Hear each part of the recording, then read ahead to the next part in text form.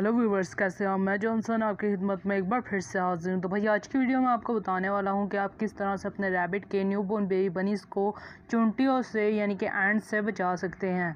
क्योंकि काफ़ी दफ़ा देखा गया है कि जैसे चुंटियाँ हैं वो बेबी बनीज़ को नुकसान पहुँचाती हैं, उनको काटती हैं, जिसकी वजह से बेबी बनीज़ की हालत भी काफ़ी ख़राब हो जाती है। तो ये जो है बेबी बनीज़ के लिए बिल्कुल भी ठीक नहीं है। लेकिन मैं आज की वीडियो में आपको कुछ ऐसे नुस्खे बताने वाला हूँ जिनसे आप अपने न्यूबॉर्न बेबी बनीज़ को यानी कि अपनी फीमेल रैबिट के बनीज़ को चुंटियों से आसानी से बचा सकते हैं। तो चलें स्टार्ट करते हैं आज की वीडियो। तो आपने वीडियो को शुरू से लेकर आखिर तक ज़रूर देखना है।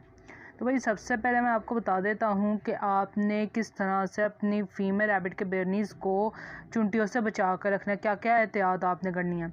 पहली एहतियात तो आपने ये करनी है कि भाई आपने अपनी फ़ीमेल रैबिट के बेबी बनीज़ को अच्छे तरीके से गीले कपड़े से साफ़ कर देना है, चाहे गर्मियाँ हो चाहे सर्दियाँ हो। वो इसलिए आपने साफ़ कर देना है कि अगर उनके ऊपर कोई ब्लड वगैरह लगा होगा या फिर कोई ऐसी चीज़ लगी होगी जिससे चुंटियाँ जो सी अट्रैक्ट होती हैं, तो भाई वो काफ़ी ज़्यादा उनके लिए मुश्किल हो सकती है। दूसरी एहतियात आपने ये करनी है कि जब आपकी फ़ीमेल रैबिट केज में हो तभी आपने उससे रोटी या राइस वगैरह या फिर ड्राई फूड अगर आप देते हैं तो तभी आपने देना जब फ़ीमेल रैबिट केज में हो। अगर फ़ीमेल रैबिट केज के बाहर है तब आपने ये फ़ीमेल रैबिट के केज में ये सब चीज़ें नहीं रखनी है। इससे भी चुंटियाँ काफ़ी ज़्यादा अट्रैक्ट होती हैं चावलों से, रोटी से, ड्राई फ्रूट से। तो ये चीज़ें जो सी आपने फ़ीमेल रैबिट के केज में नहीं रखनी है जब फ़ीमेल रैबिट केज में ना हो। यूँ तो अगर फ़ीमेल रैबिट केज में होगी तो वो जल्दी खा लेगी, लेकिन अगर फ़ीमेल रैबिट केज में नहीं है तो आप ये सब चीज़ें फ़ीमेल रैबिट के केज में रख रहे हैं और उस केज में बेबी बनीज़ भी हैं, तो चुंटियाँ जो सी वो अट्रैक्ट हो सकती हैं, जिसकी वजह से वो बनीज़ को भी नुकसान पहुँचा सकती हैं। लेकिन जो ड्राई फूड है वो रात के वक्त आप अपनी फ़ीमेल रैबिट के केज में रख सकते हैं, क्योंकि आपने अक्सर देखा होगा अपने रैबिट्स को कि वो 15 मिनट बाद, आधे घंटे बाद उठकर खाना शुरू कर देते हैं। तो अगर फ़ीमेल रैबिट को आप भूखा तो नहीं ना रख सकते, तो ड्राई फ्रूट तो आप रख सकते हैं, लेकिन आपने एहतियात लाजमी करनी है कि आप ये सब चीज़ें तभी रखें जब फ़ीमेल रैबिट अपने केज में हों। अब मैं आपको बता देता हूँ भाई, अगर इन सब एहतियात के बाद भी चुंटियाँ जो सी हैं, आंट्स जो सी हैं, वो आपके बेबी बनीज़ तक जा रही हैं, उनको नुकसान पहुँचा रही हैं, तो आप किस तरह से उनको बहुत ही आसानी से बचा सकते हैं, वो भी घर की पड़ी हुई चीज़ों से ही। ये देसी नुस्खा है। तो भाई आपने करना क्या है कि आपने ले लेना है मिट्टी का तेल, जिसको कैरोसिन ऑयल भी कहते हैं। तो भाई आपने वो जो सा तेल जो सा या तो आप केज के चारों तरफ जो सा वही तेल जो सा डाल दें ज़मीन पर, नहीं तो आप केज के ऊपर भी थोड़ा थोड़ा सा छिड़क सकते हैं, जिससे कि चुंटियाँ जो सी हैं रैबिट्स के केज में नहीं आती हैं। दूसरा नुस्खा ये है जो कि आप बहुत ही आसानी से कर सकते हैं, जैसे कि लॉकडाउन भी आजकल और हमें आसानी से कोई भी चीज़ बाहर से नहीं मिल पा रही है, तो आप बहुत ही आसानी से ये चीज़ें हमारे घरों में ही पड़ी होती हैं और ये चीज़ें हम इस्तेमाल करके अपने रैबिट्स की बेबी बनीज़ की केयर अच्छे तरीके से और भी कर सकते हैं। दूसरा नुस्खा ये है कि आपने टर्मरिक ले लेनी है, यानी कि हल्दी ले लेनी है। आपने वो जो सी है रैबिट के केज के चारों तरफ डाल देनी है। इसके बाद आपने करना कि अगर दोबारा से चुंटियाँ आ रही हैं तो आपने टर्मरिक को पानी में घोल कर तो भाई आपने उस जगह पर लगा देनी है जहाँ पर चुंटियाँ आ रही हैं। इसके अलावा भाई तीसरा नुस्खा ये है कि आपने लेना है थिनर।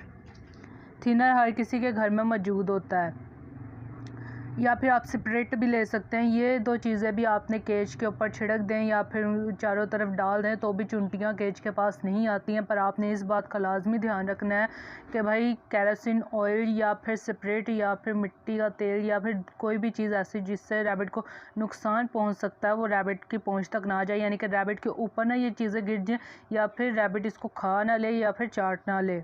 इस बात का आपने लाजमी ध्यान रखना है। आप चाहें तो ये सब चीज़ें स्प्रे बोतल में भी इस्तेमाल कर सकते हैं या फिर किसी कॉटन की मदद से भी लगा सकते हैं। ये सब चीज़ें मैंने आपको इसलिए बताई जो कि हमारे घर में मौजूद होती हैं। ये सब नुस्खे मैंने आपको इसलिए बताया ताकि आपको बाहर जाकर कोई भी चीज़ ख़रीदने की ज़रूरत ना पड़े और घर में आपके इन चीज़ों में से कोई भी अगर चीज़ है तो आप आसानी से अपने बेबी बनीज़ की केयर कर सकें और जल्दी से आप उन चीज़ों को इस्तेमाल कर सकें, ताकि आपके बेबी बनीज़ चुंटियों से यानी कि एंट से बचे रहें। तो भाई इसके अलावा पूरा साल तो हमारे जो सी फीमेल रैबिट के बेबी बनीज़ को चुंटियाँ तंग नहीं करती हैं। पूरा साल तो वो उनको काटती नहीं रहती हैं, पूरा साल हमें चुंटियों से एहतियात नहीं करनी पड़ती है। साल का कौन सा ऐसा वक्त होता है जब हमें ख़ास कर अपने न्यू बॉर्न बेबी बनीज़ का केयर अच्छे तरीके से करना चाहिए, एहतियात करनी चाहिए चुंटियों से। तो भाई जब बारिशें शुरू होने वाली होती हैं, यानी कि रेनिंग सीज़न स्टार्ट होने वाला होता है, तब आपने लाजमी एहतियात करनी है। इस सीज़न में जो है चुंटियाँ जो सी हैं वो ज़्यादा से ज़्यादा खाना जो है वो अपनी गुफा में, यानी कि जहाँ पर उन्होंने अपनी कॉलोनी बनाई होती है वहाँ पर ले जाकर स्टोर करना शुरू कर देती हैं। बारिशों से कुछ महीने पहले या फिर कुछ अर्सा पहले ही ये सिलसिला इनका शुरू हो जाता है। तो आप कोशिश करें कि इस वक्त जो है आप अपनी न्यू बॉर्न बेबी बनीज़ की अच्छी केयर करें, ताकि उनको चुंटियाँ जो सी है वो परेशान ना कर सके। इसके अलावा भाई आपने करना क्या है कि अगर आपके घर में इस तरह से चुंटियाँ कर रही हैं और चीज़ों को लेके जा रही हैं या फिर आपके बेबी बनीज़ को तंग कर रही हैं, तो आपने वहाँ से चुंटियों को तो हटा देना है, लेकिन आपने किसी और जगह रोटी, चावल, बाजरा जो भी आप चाहें वो आप किसी और जगह पर रख दें जहाँ पर कोई भी कीड़ी जो सी है वो आपके पेट्स को नुकसान ना पहुँचा सके, लेकिन वहाँ से वो जो है वो चीनी या फिर कोई चावल वगैरह ले जा सके। क्योंकि भाई इससे काफ़ी ज़्यादा स्वाब मिलता है और नेकी भी है ये बहुत बड़ी।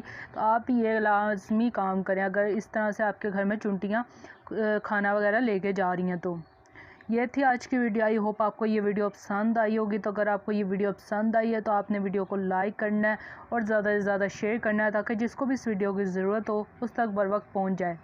इसके अलावा आपने चैनल को सब्सक्राइब करना है और सब्सक्राइब करने के साथ साथ आपने बेल आइकॉन को भी प्रेस कर देना है, ताकि मेरी आने वाली हर नई वीडियो की नोटिफिकेशन आप तक बर वक्त पहुँच जाए। वीडियो देखने के लिए बहुत बहुत शुक्रिया। तो फिर मिलते अगली वीडियो में, तब तक के लिए खुदा हाफिज़।